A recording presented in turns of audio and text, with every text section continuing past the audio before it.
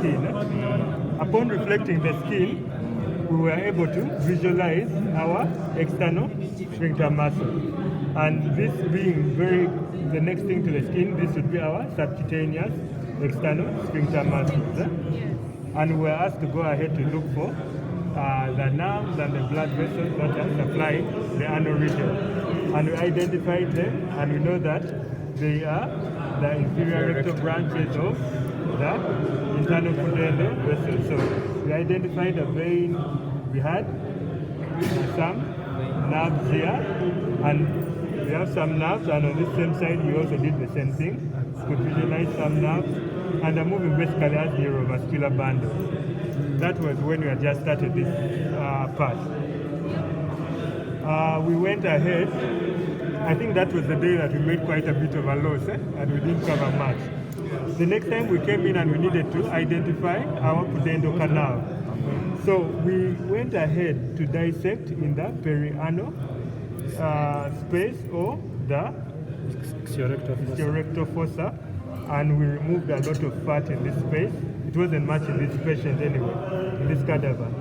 But we were able to identify a neurovascular bundle on the lateral aspect of the sciarectal fossa. And that we identified as our pin structures, the pudendal nerve, internal pudendal vessels, and nerve obturator internal, and are running alongside the lateral wall. And this is what they call the pudendal canal. In this patient, we saw that we could, in the cadaver, on the left side, we had an intact sacrotuberous ligament, but on the right side, we had detached our sacrotuberous ligament, and therefore we could better easily appreciate the movement of these structures. And so down here, we have the piriformis muscle. Here, we have the sciatic nerve here, and so we are sure that this is inferior to the piriformis muscle. And the structures that arise inferior to the piriformis muscle include inferior gluteal structures. You have the sciatic, posterior cutaneous of the thigh, and then we also have our pin structures moving from the greater notch to the lesser notch. We expect our ligament to be here to create our lesser foramen. And so in this case, with it open, we are sure that these are the pudendal nerve, internal pudendal vessels, and nerve obturator internals. So we came down to the pudendal canal, and we didn't bother to look for the nerve going to the obturator internals because it wasn't mentioned. However, what was of importance to us is to see the continuity of these structures with the inferior rectal nerves and vessels, and we saw that it's actually continuous, and you can see them here. Cunningham also mentioned that we should look for the S4 branch to the anal region, yes. And we managed to identify some of the nerves that are coming from S4 sacrum. Some were identified at the side, and we have it here. The next thing is we were asked to do is to dissect anterior to the perineal body and open up that plane. And what we did, we may not see the structures very nicely right now. We may not see the structures very nicely right now, but all this was covered up in a fascial sheath. I'm not sure which one it is, but all this was covered up. We have some muscles and we had some fascia covering it up in this fashion. Okay? So we dissected away the skin, and we found a membranous structure, and that structure we identified as Colles fascia, which was continuous with Dartle's fascia from the scrotum. When we opened it up, we were able to see in the midline the bulbous spongiosum muscle, and then at the sides we were able to tease out the ischiocavernosus muscles. Here we have pulled it out, so it's out of position. However, it has to be deep in here.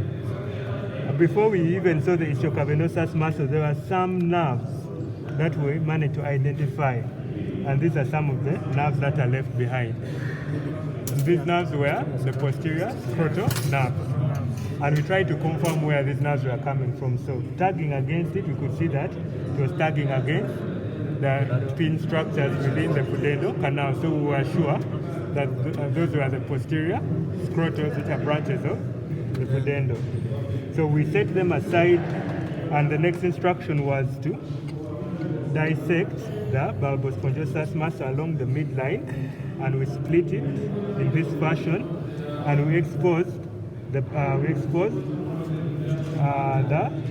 corpus spongosus of the penis.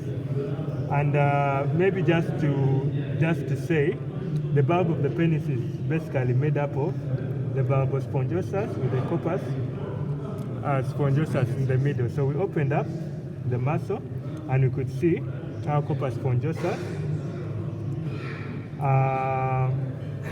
I'll just go back a little bit. At this point, when we had our bulbospongiosus and ischiocavernosus, when we opened Colles fascia, we say that we are in the superficial perineal space. Yes. And some of the structures in that space were superficial transverse perineal muscle, then the bulbospongiosus muscle, ischiocavernosus muscles, and then we also saw the nerves, the posterior scrotal nerves. Okay, and there are vessels, but we couldn't see the vessels, unfortunately. We also failed to see the posterior cutaneous, the perineal branch of the posterior cutaneous nerve of the thigh. That one we couldn't find, unfortunately. So when we opened this up, we were asked to dissect the bulb out, and when we tried to detach this, we opened into the urethra. This is the bulbous urethra right here, and also part of the bulbospongiosus muscle was still attached to the perineal membrane down there. So we dissected laterally and detached the bulbospongiosus muscle to reveal our perineal membrane, which was a thick fibrous coat. Because we had detached the bulb of the penis, we could actually visualize the urethra. And this is the membranous urethra.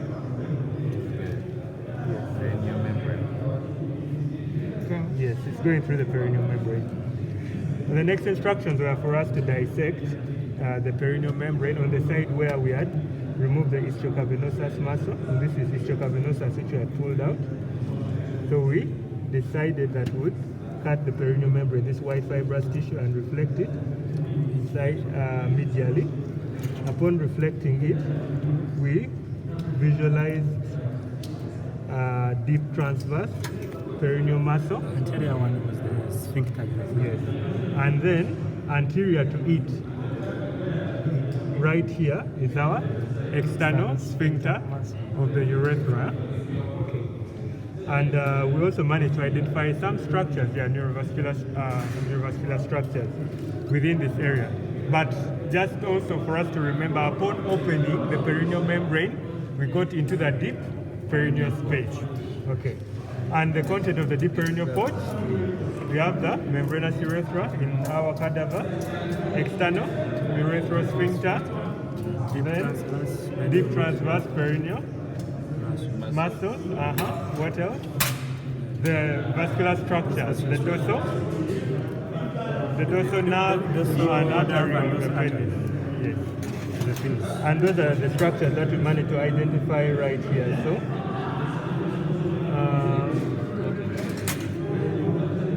okay, so right here we've got some of these structures, so you can see this. And we also have this. And the good thing with, okay, I think this you might have, I don't even know, okay, this. The good thing with this, that you see here, you can see the continuity with our pin structures here. And so you're sure that it's actually the one. And these are running anteriorly, so that they are dorsal, so they're on the dorsal surface of the penis. So we managed to do that today. And after doing that, our next objective was to go past the deep pouch into the pelvic diaphragm. And so we went ahead and we dissected even further and further. We dissected and pushed it. We pushed it aside, and upon doing this dissection, we encountered the fibers of levator ani muscle. And we saw that levator ani, the medial fibers are going to insert in the perineal body. We saw that levator ani is going around the anus, and it's actually going to, some of the fibers inserting on the anus itself via the external sphincter. Other fibers are inserting on the anococcygeal raphe, and then it's extending all the way up to the coccyx. We saw that the levator ani is originating from the fascia, the investing fascia of the obturator internus. And we tested that by identifying obturator internus, levator ani, and trying to push a finger up, and it's actually firmly adherent, showing that it's originating from that fascia. I think that's what we have so far done. Yes. Diaphragm.